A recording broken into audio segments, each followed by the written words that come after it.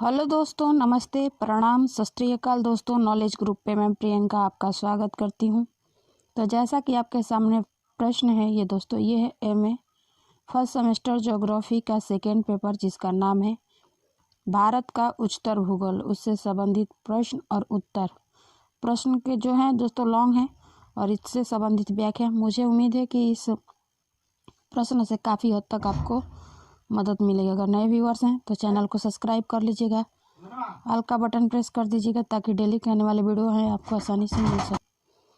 जैसा कि प्रश्न है आपके सामने दोस्तों, वो है भारत में बृहद मैदान की भू आकृति विशेषताओं का विश्लेषण कीजिए तथा इनके आर्थिक महत्व का परीक्षण कीजिए। या अथवा करके आपसे ऐसे भी प्रश्न पूछे जा सकते हैं दोस्तों कि भारत को भू आकृतिक प्रदेशों में विभक्त कीजिए तथा उनमें से किसी एक के प्रमुख अभिलक्षण की विवेचना कीजिए।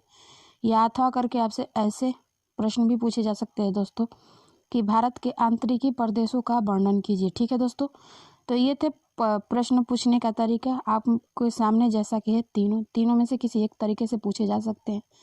जब आप इसका प्रश्न का उत्तर लिखेंगे मित्रों, तो लिखेंगे पहले भू आकृतिक दृष्टि से भारत में निम्न 4 मुख्य खंड है। जैसा कि आपके समक्ष है, पहला उत्तर में हिमालय पर्वतमाला की ऊंची दीवार और पूर्व में स्थित पूर्वी पहाड़ी जिनको पूर्वांचल भी कहते हैं। ठीक है। दूसरा है दोस्तों आपके सामने, वह है उत्तरी भारत के मैदान, जिनको भारत के विशाल मैदान भी कहते हैं। और तीसरा है आपके सामने दोस्तों, वो है तटीय मैदान, जो प्रायद्वीप भारत के पठार को घेरे हुए हैं। ठीक है।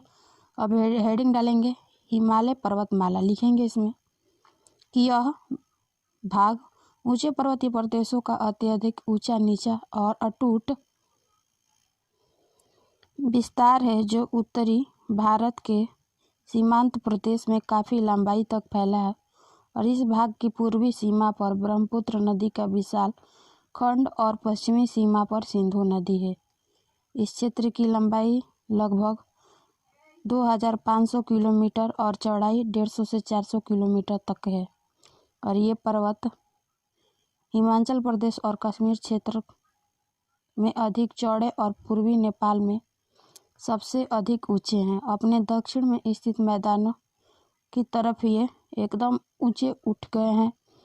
जम्मू और कश्मीर राज्य में लद्दाख जिले के सहारे और तिब्बत के पठार के सहारे हिमालय पर्वत चाप की आकृति के किनारे के रूप में खड़े हैं। 5 करोड़ वर्ष पहले इस पर्वत के स्थान पर टेथिस सागर का एक भाग फैला था।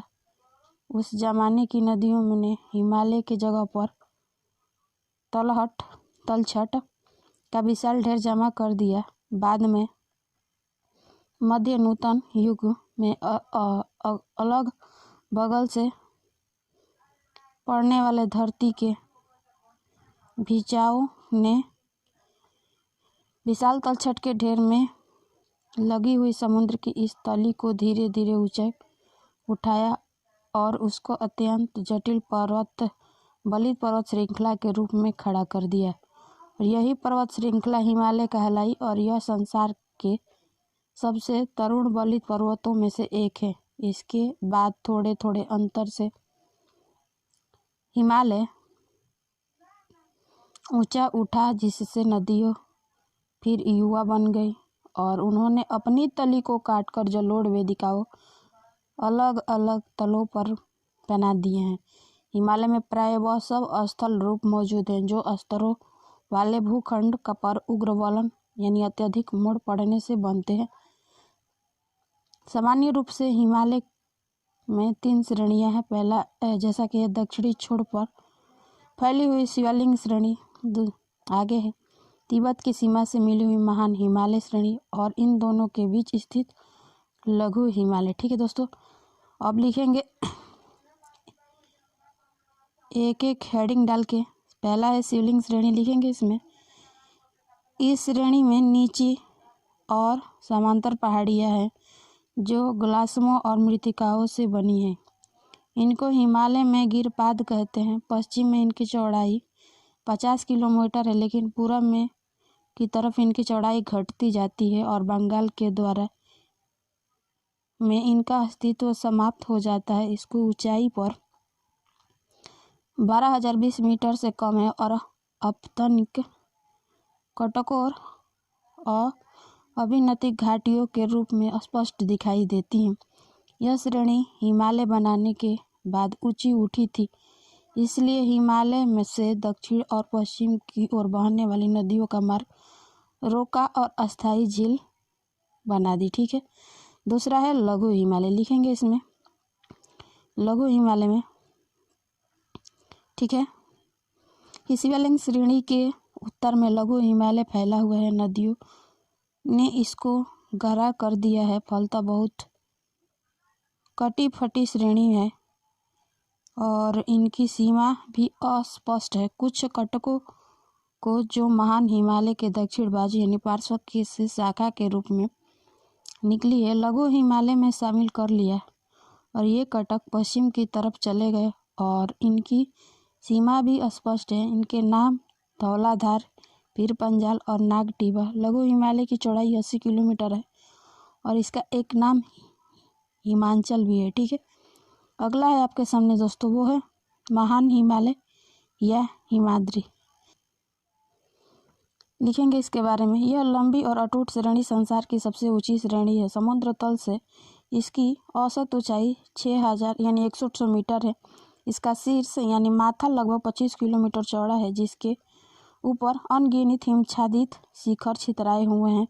उत्तर भारत के विशाल मैदानों के उत्तरी छोर से इसकी दूरी लगभग 150 किलोमीटर है और नेपाल में उत्तरी सीमांत भाग में स्थित इसका एक शिखर, जिसका नाम एवरेस्ट पर्वत 8,848 मीटर है, संसार भर में सबसे ऊंचा शिखर है। इसके अन्य उल्लेखनीय शिखर जैसे कंचनजंगा 8,598, मकालू 8,481 मीटर, धौलागिरी 8,172 मीटर और नंगा पर्वत जो कि 8,126 मीटर है। 80 अंश पूर्वी देशांतर के पास महान हिमालय में से एक शाखा उत्तरी पश्चिम की तरफ चली गई, जिसका नाम जास्कर श्रेणी है। जास्कर श्रेणी महान हिमालय के पास स्थित है।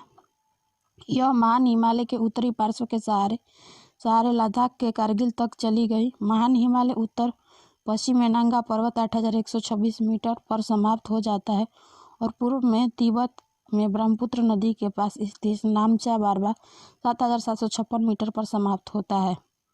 यह श्रेणी पूरे साल भर हिम से ढकी रहती है और इसके हिम क्षेत्र में से ग्लेशियर निकलती है। आगे लिखेंगे। जम्मू और कश्मीर राज्य के उत्तरी भाग में काराकोरम नाम की दूसरी पर्वतश्रेणी है। यह श्रेणी हिमालय के पास स्थित है और पूरा पश्चिम दिशा में फैली है।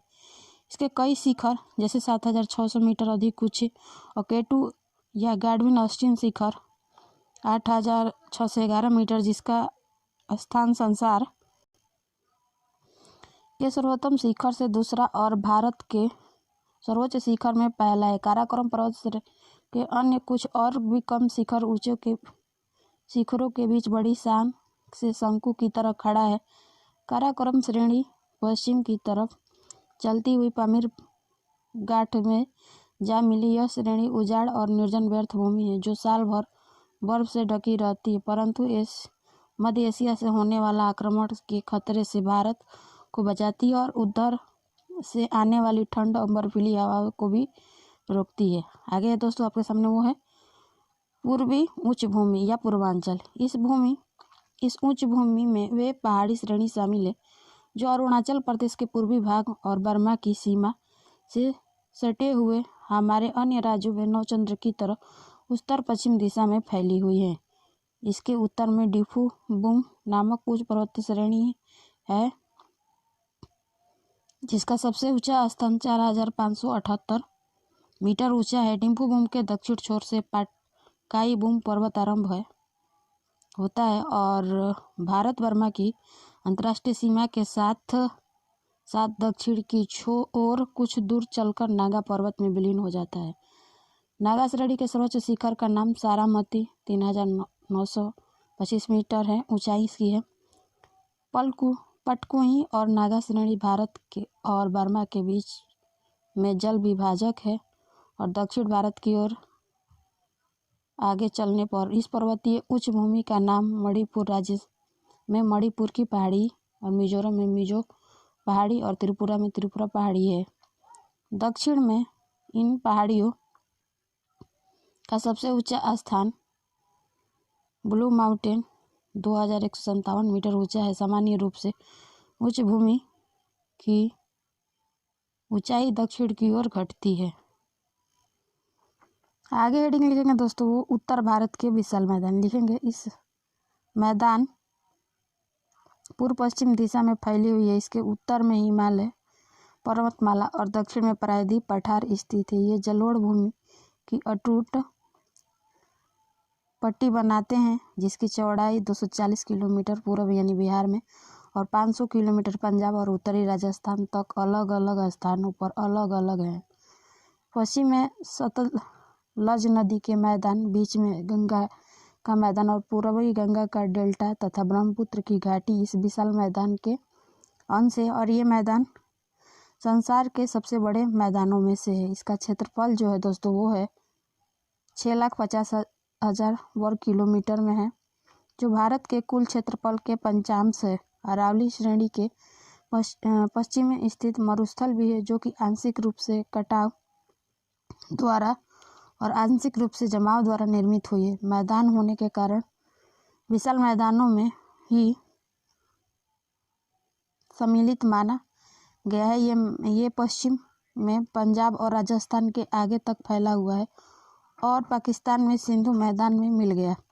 अरावली श्रेणी से बाहर निकली हुई थोड़ी पहाड़ियों को छोड़कर, जैसे कि दिल्ली के आसपास, इस विशाल मैदान का धरातल एक सपाट है और ये पहाड़ियाँ बिलंग उपगिरी या बिलंग कटकों के रूप में आसपास के मैदानों में इस तरह उठी हुई है जैसे ये समुद्र के बीच के द्वीप है। पूरा विशाल मैदान लगभग 6 से 8 किलोमीटर तक गहरी खाई थी, जो हिमालय के ऊंचा उठ जाने पर अग्र गंभीर या आगे के गड्ढे के रूप में बन गई थी। पूर्व में से पश्चिम तक फैली इस खाई में उत्तर में हिमालय